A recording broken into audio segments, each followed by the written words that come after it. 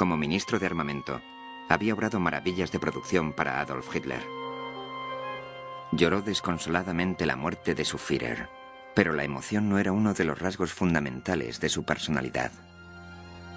El impresionante índice de mortalidad entre los 400.000 trabajadores forzados que le había pedido a Fritz Schöckel, el zar de la mano de obra, no había descolocado ni un pelo de la elegante y patricia cabeza de Speer, pero le había puesto en peligro de muerte y buscó la forma de sobrevivir.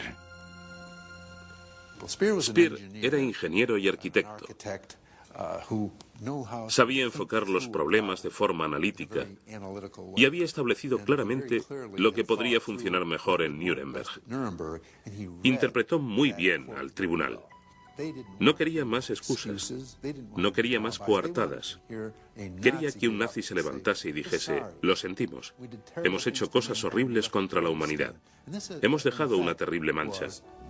Y esa fue la actitud que adoptó Speer en su propia defensa.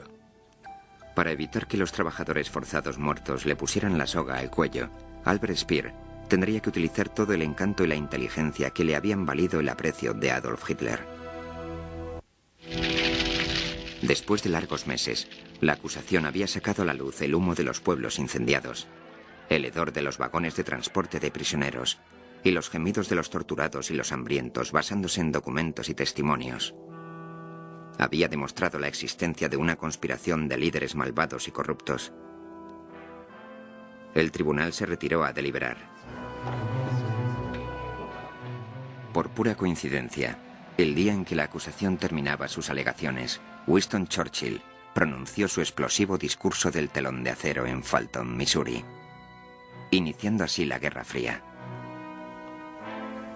Bueno, eso es lo que los acusados nazis supusieron que pasaría desde el principio. En un momento dado, Occidente se daría cuenta de que sus verdaderos enemigos no eran los alemanes, sino los comunistas.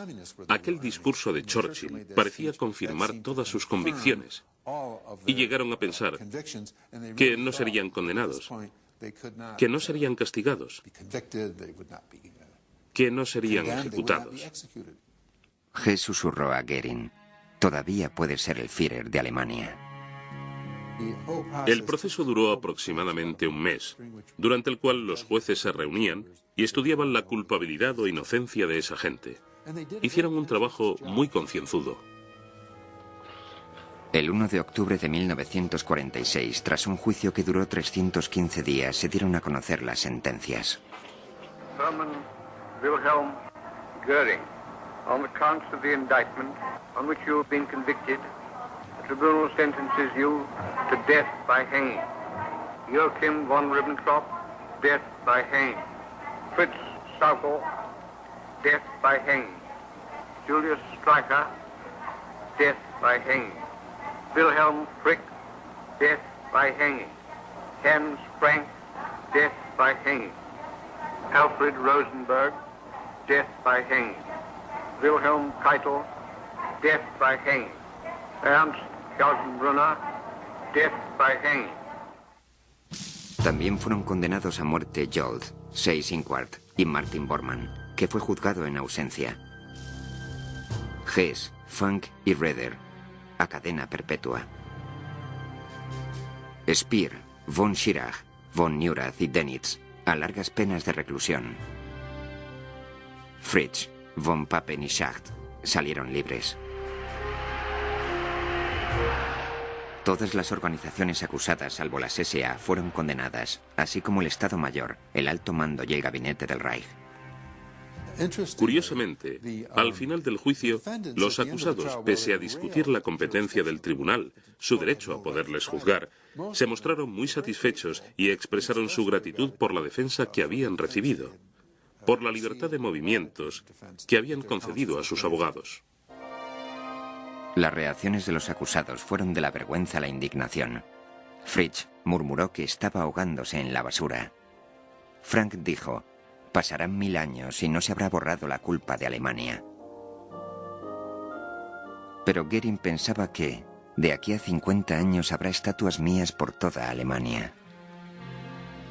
Al final, Sauckel, el tratante de esclavos, fue condenado a muerte y ahorcado, mientras que el amo de los esclavos, Albert Speer, solo recibió una condena de 20 años. Sauckel solo cumplía con su misión de proporcionar los braceros que Speer necesitaba. Sauckel era un alemán rudo y vulgar de clase baja, con no demasiada educación. Speer era un alemán culto. Hablaba muy bien el inglés y tenía unos modales encantadores. Creo que eso influyó notablemente en el hecho de que Sauckel fuese ahorcado y Speer cumpliese sus 20 años de encierro y pudiese escribir después algunos libros de gran éxito sobre sus experiencias en el régimen nazi.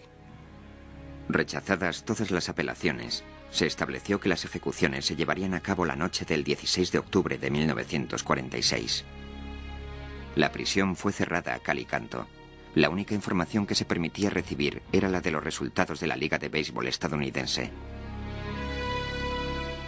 El verdugo, el sargento mayor del ejército John Booth, que había ahorcado a 347 hombres en 15 años, dirigió el equipo de 5 hombres que instalaron 3 horcas portátiles en el gimnasio de la prisión. A eso de las 7 de la tarde, surgió la noticia de que Hermann Göring se había suicidado en el último momento, dando así plantón al verdugo. Göring había conseguido una cápsula de cianuro de su equipaje, posiblemente con la involuntaria ayuda de un joven teniente estadounidense al que había cautivado. Murió vistiendo un pijama azul de seda y dejando notas en las que absolvía a sus carceleros de toda complicidad. Un general ruso abofeteó el rostro muerto de Göring. El coronel Andrews montó en cólera. Los demás acusados se deleitaron con la victoria de nuestro Hermann. Joachim von Ribbentrop cruzó la puerta de la sala de ejecuciones. Se acercó al pie de la escalera de 13 peldaños que llevaba a la plataforma de la horca. Vio allí al verdugo con el nudo de 13 vueltas y a su ayudante con una capucha negra. Los ahorcamientos fueron una chapuza. Los cuellos no se rompieron como se pretendía. Von Ribbentrop tardó 7 minutos en morir. Jolt, 18. Keitel, 28. El sargento Booth no volvería a ahorcar a nadie. Streicher murió gritando Heil Hitler. Keitel dijo: llegó el momento de reunirme con mis hijos. Speer, von Schirach y Hess tuvieron que limpiar la sangre. Hess rindió homenaje a los ejecutados con un saludo nazi. A primera hora de la mañana, 2 camiones transportaron los ataúdes a Múnich, donde incineraron los cuerpos. Se cuenta que esa misma tarde llevaron las urnas de los 11 hombres al río Isar y arrojaron allí sus cenizas, que fueron arrastradas por la corriente hasta el Danubio y de ahí al mar. Así terminó la tiranía de Hitler. Aunque su ausencia de Washington le había costado a Robert Jackson su sueño de convertirse en presidente del Tribunal Supremo de los Estados Unidos, consideró su labor en Nuremberg como el trabajo más importante e imperecedero de toda mi vida. Rudolf Hess, que con 93 años era el último recluso de la prisión de Spandau, se quitó la vida ahorcándose después de 42 años de confinamiento. Von Neurath, Dönitz y otros cumplieron sus condenas y emprendieron unas vidas modestas e incluso respetables en la Alemania que habían deshonrado. Booth, el verdugo, murió electrocutado en un accidente mientras servía en Corea. Andrews, el carcelero, murió a los 85 años gritando frenéticamente: Göring se ha suicidado.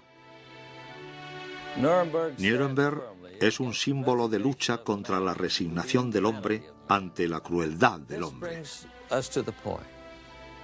Eso nos lleva a la conclusión de que lo más importante que se consiguió en Nuremberg no fue la condena de esos hombres ni las sentencias dictadas, sino el establecer para la posteridad que la guerra agresiva es un crimen. Desde 1945, Ningún nazi confeso ha ostentado cargos importantes en Alemania. Desde entonces, hasta 1992, ha habido 24 guerras entre naciones y 93 guerras internas en las que han muerto unos 16 millones de personas, muchas de ellas mediante métodos genocidas.